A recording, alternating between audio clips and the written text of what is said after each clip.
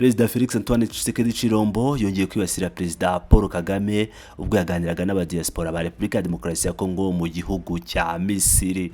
Ni mu ruzinduko rw'akazi yari amaze iminsi muri Misiri nyuma yo kuva mu gihugu cy'Ubufaransa, aho yageze muri Misiri akajyana ibiganiro na Perezida w'icyo gihugu ndetse akaza kugira umwanya wo kuganira n'abadiaspora ba Repubulika ya Demokarasi ya Kongo muri Misiri. Mu ijambo yabagejejeho rero akaba yongeye kugaruka ku mahoro n'umutekano bya Repubulika iharanira Demokarasi ya Kongo, by'umwihariko burasirazuba bwa Repubulika ya Demokarasi ya Kongo, ibice byafashwe na AFC M23. Akavuga ko nkuko mubizi ahora avuga ko u Rwanda aricyo gihugu barwana, byatumye rero avuga ko amahoro yagombaga kugaruka ubwo bari i Rwanda ndetse bari bagiye kugera ku masezerano ya nyuma agomba gusinywa. Perezida w'u Rwanda yanga kwitabira iyo nama. Mu ijambo rikomeye cyane nkuko tugiye kuryumvira rya Perezida Faci Beto, yibasiye Perezida Paul Kagame nk'ibisanzwe, ariko noneho abifatisha indi sura yuko Perezida Paul Kagame ari gutuma amahoro atagerwaho kugeza n'uyu munsi.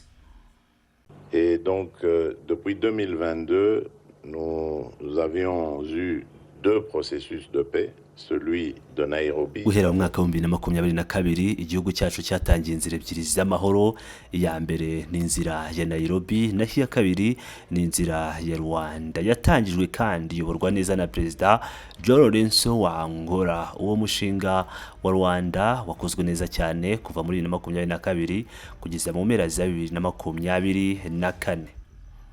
Byari biteganyijwe ko ku itariki ya 15 Ukuboza 2024 dutangira gusinya ku mugaragaro amasezerano y'amahoro, kuko ibyinshi mu byo twaganiragaho twari tumaze kubigeraho. Byari byateguwe neza, ibintu byose byari biri ku murongo, ariko uwo munsi Perezida w'u Rwanda ntiyitabiriye uwo muhango. Icyo gihe byabaye intandaro y'uko uwo mushinga utarangira uko byari biteganyijwe. Nyuma yaho habayeho indi mishinga y'amahoro. Uwa mbere ni umushinga wa Doha, ubu ukaba ukiri gukomeza kugeza n'uyu munsi. Mu masaha ari imbere nkaba nanjye ndi bwerekeze i Doha muri Qatar kwitabira ibiganiro by'uwo mushinga. Uyu mushinga wa Doha wagize intambwe ikomeye cyane ugeraho kubera ko Emiri wa Qatar nyakubahwa Sheikh Tamim bin Hamad Al Thani yabigizemo uruhare rukomeye. We ubwe abyigiramo, yagaragaje ubushake n'ubwitange bwo gufasha kugarura amahoro muri aka karere. Mu ntangiriro ibintu byakomeje bigenda neza, ariko nyuma haje kuboneka gutinza urwo rugendo kubera impamvu zitandukanye. Hakurikiyeho umushinga wa Washington, aho Perezida Donald Trump yagaragaje ubushake bwo gufata iya mbere mu gushakira amahoro akarere kacu. Ndashimira uwo murongo we kuko duhuriza ku cyerekezo kimwe: kubaho mu mahoro, guteza imbere abaturage bacu, kubaka ubufatanye hagati y'ibihugu byacu no kugeza umunezero n'iterambere ku baturage bose. Ibi nibyo mora nshyize imbere nk'umuyobozi wa Repubulika iharanira Demokarasi ya Kongo. Aya masezerano yose, yaba ayi Rwanda, ayi Doha cyangwa ayi Washington, yaragamije ibintu bitatu by'ingenzi cyane: kurangiza burundu intambara ziri mu gihugu cyacu, kureka gufasha cyangwa gushyira imitwe itwaje intwaro ishobora guhungabanya igihugu kimwe cyangwa ikindi. Icya gatatu ni ukongera kubaka ubufatanye n'amahoro arambye hagati ya Repubulika iharanira Demokarasi ya Kongo n'ibihugu by'abaturanyi bayo. Ni inzira zose zigamije guha amahoro abaturage bacu kugira ngo babone umutekano, iterambere n'amahirwe yo kubaho neza. Kandi mu ijambo ryakiriwe n'impundu n'amashyi menshi, akaba yongeye kuvuga amagambo akomeye cyane yerekeye umubano hagati y'u Rwanda na Repubulika iharanira Demokarasi ya Kongo. Ibi yabivugiye imbere ya diaspora y'abakongomani ibarizwa mu Misiri, aho yari yagiriye uruzinduko rw'akazi. Mu magambo ye, Perezida Tshisekedi yashimangiye ko ibyo u Rwanda rukora mu burasirazuba bwa Kongo bitari ugushaka amahoro, ahubwo bigamije guhindura imipaka no kwigarurira igice cy'igihugu gifite umutungo kamere mwinshi cyane.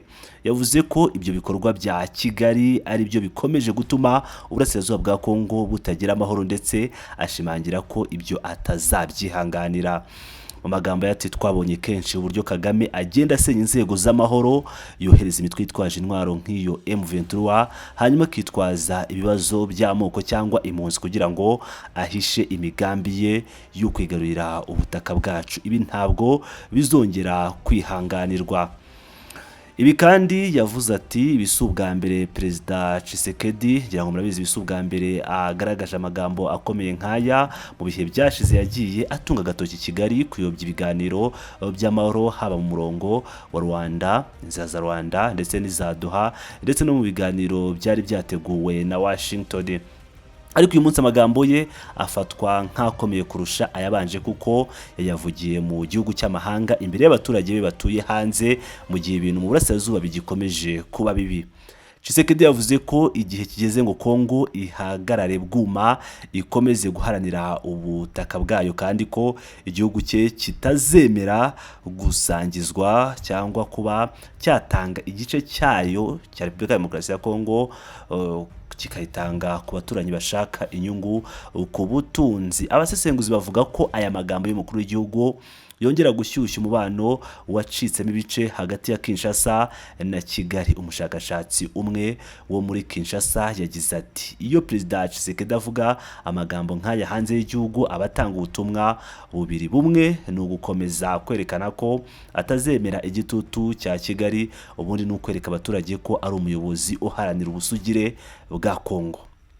Nyamara bamwe mu banditsi n'abasesenguzi mpuzamahanga bavuga ko amagambo nk'aya ashobora gukomeza kurushaho gutiza umurindi umwuka mubi hagati y'ibihugu byombi, mu gihe ibiganiro by'amahoro byari bitangiye kongera kwitabwaho n'impande zitandukanye. Ku ruhande rw'u Rwanda nta gisubizo cyahise gitangwa ku magambo ya Tshisekedi, ariko Kigali isanzwe ihakana ko ifite imigambi yo kwigarura ubutaka bwa Kongo, ikavuga ko ikibazo nyamukuru ari imitwe y'abarwanyi ba FDLR ikorera ku butaka bwa Kongo, ari nayo ikomeje gutera umutekano muke mu karere. Iyi FDLR akaba ari umutwe ufite gahunda yo guhungabanya umutekano w'u Rwanda, ndetse ukaba ugizwe ahanini n'abasize bakoze jenoside yakorewe abatutsi mu mwaka w'1994. Ariko ku rundi ruhande ari urwa Kinshasa ibi ntibihagije. Perezida Tshisekedi yahamagariye abanyekongo bose bari mu mahanga, cyane cyane urubyiruko, gushyira hamwe no guharanira igihugu cyabo, bakakirwanira, bagaharanira inyungu zacyo. Avuga ko umutekano n'iterambere bidashoboka mu gihe abanyamahanga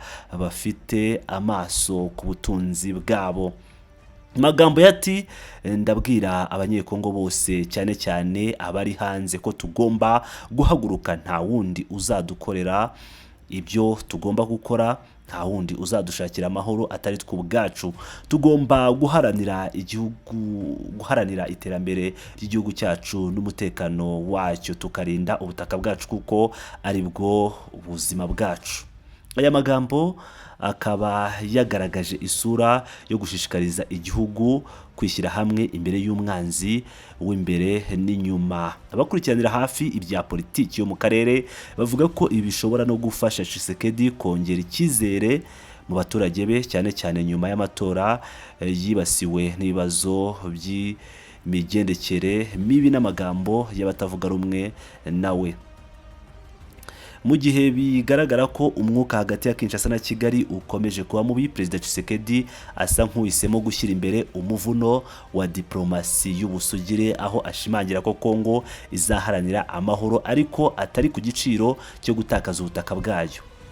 Icyo abasesenguzi bose bahurizaho ni uko umubano w'ibihugu byombi uri mu gihe cy'ihurizo rikomeye, kandi amagambo nk'aya ashobora gusiga ishusho y'igihe gishya cy'ubutita hagati ya Kinshasa na Kigali. Icyo abakongomani benshi bifuza ni kimwe gusa: amahoro arambye, ubusugire bw'igihugu cyabo butagerwaho n'undi muntu uwo ari we wese.